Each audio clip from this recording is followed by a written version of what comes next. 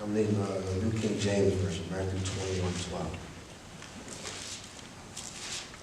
Then Jesus went into the temple of God and drove out all those who bought and sold in the temple. Thinking, God, why I gotta get a hard word? Jesus went into the temple of God and drove out all those who bought and sold in the temple, and overturned the tables of the money changers and the seats of those who sold doves. And he said to them, it is written, my house shall be called a house of prayer, but you have made it a den of thieves. Then the blind and the lame came to him in the temple, and he healed them. So this is kind of your context here, based upon Matthew. Context here, what scholars will say is this. After significant events in the lives of individuals who were known by lots of individuals, which is this, and Matthew is coming out of the Hosanna. So he said, Hosanna, Hosanna. So it's coming out of Palm Sunday in this particular gospel. So then what would happen is this, the individual would go to the sacred place. That's the next step. So you got this wonderful time of adoration and celebration. And how many people know that he went to the sacred place? That's very important. I'll give you a principle. When you have some of life's biggest accomplishments in your life, you need to get down to a sacred place. I'm going to say this again. When God blesses you with a new job, new house, new car, you got all the people saying, Hosanna, Hosanna.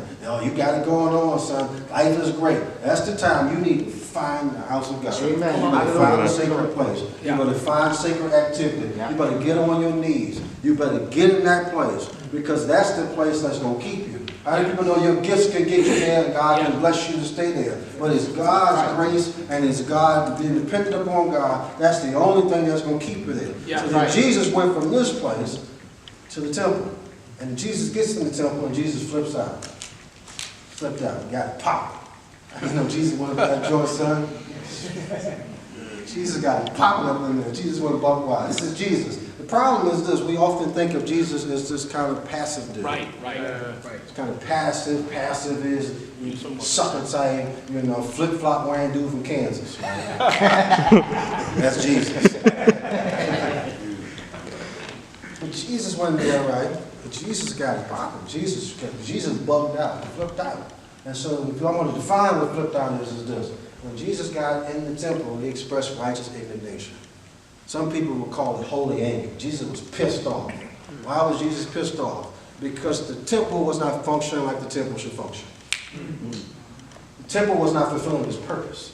What was supposed to be going on in the temple was being corrupted and convoluted by all this other stuff. And the question I want us as men is this. What is convoluting and corrupting our temple? So we got to do some self-reflection tonight. Got to do some self-reflection. What is being an obstacle in our temple? We are the temple of God. What's the temple in us? Is it sex? Is it money? Oh, you don't want to hear me right now. How many people know money can become a real idol in their life? Yeah, right. It can be corruptive. It can draw our attention away. What are the things that are drawing our attention away from fulfilling the purpose that God would want us to fulfill? What are the things the song talk about going back to the heart of worship? What are the things in our life that are impeding us from really drawing close to God? Right. What are those things in our life that are really capturing our attention and our imagination? God should be so attractive. How many people ever you see a bad chick? Come on, keep it 100. I hope that chick you raised your hand was your wife. You should not be thinking about mommy from 28 years ago. Yo, she from Queens, son. Your wife is from the Bronx. Stop that. So you should be infatuated with God. The perfume and aroma of God's majesticness, God's glory, God's holiness should be so captivating that none in this world should keep you from wanting to be close to God and pursue God. And so Jesus gets to the temple, and Jesus sees the temple that's all jacked up. Jesus turns over tables, he flips out, he whips cats out the temple, right? And why was Jesus so mad? Jesus was mad for a few reasons. Number one, commercialization had gotten the temple. So the temple became a place where cats got paid. I'm going to break it down a little bit further. The temple became a place where people had their own agendas. Wow. I'm going to say that again. Glory to God. The temple became a place where people would go to the temple because they had their own agendas. Now I'm going to keep it real. I say cats that come to church, right? And they come to church because they sell insurance. Yeah. That's right. And then when they realize that ain't nobody buying, they keep it pushing. I seen cats come to church, like this one cat, right? So funny. Dude was like strolling up to church with a suit. Then he tried to hit me up. You know, I'm selling Christian t-shirts, right? Yo, son, all right, cool, it's whatever. I was, yo, son, ain't someone making no money. How many know he kept on pushing? Because he wasn't there for Jesus. He surely wasn't there for nothing. He was there to try to get paid. And how many people know we got to check our heart and make sure we don't have any personal agendas, that whatever we do for God and what we do in the temple, it is real. Right. It's real. You ain't doing it for attention. Come on now. Right. You ain't doing it for Pastor Joe to pat you on the back. You ain't doing it for your wife to be happy. You don't hear me right now. Because cats do that. Cats, let's go to church, honey. Because you're trying to get her to shut her mouth. You know, if I go to church, I ain't got to hear that. I'm so quiet up in this joint. I'm flipping on you another one. I'll go to church this Sunday because I'm going to get something when I go home. You don't hear me right now. And so you got corruption in the temple. Some scholars said nationalism was in the temple. We got nationalism in the temple now. Kind of this ugly emergence between God and state. One scholar said this, that the church is not supposed to be the organ of the state. That's the confessing church and during the Nazism time. What happened in Nazism is this. The whole church got hoodwinked by Hitler. Hoodwinked. And there was a small group of people who was like, you know what, that ain't God, and we ain't down with it. And what the church is supposed to be is like Martin Luther King Jr. said, we're supposed to be the conscience of the state. We're supposed to be like, you know what, I ain't on nobody's side. I ain't Democrat, Republican, Independent, none. The only side I'm on is Jesus' side. Come on, and if you got corruption in this temple, we're going to call it for what it is. I need us as brothers, individuals right now, and this perilous time, I don't care who in office, whether it's Trump or Obama, don't make no difference. I ain't vote for neither one of them. Don't get twisted. So I've got no agendas. That's right. You can hold this nation and hold people accountable and hold the church accountable and be like, right is right and wrong is wrong. And you got to call it. And so Jesus flips out the tables, and Jesus, yo, he eated them cats. Jesus, he straight got at them. Jesus was I love Jesus. I really do. Jesus just called the ace of ace. He was like this. You have made it a den of thieves. It's supposed to be a house of prayer. So what was Jesus saying?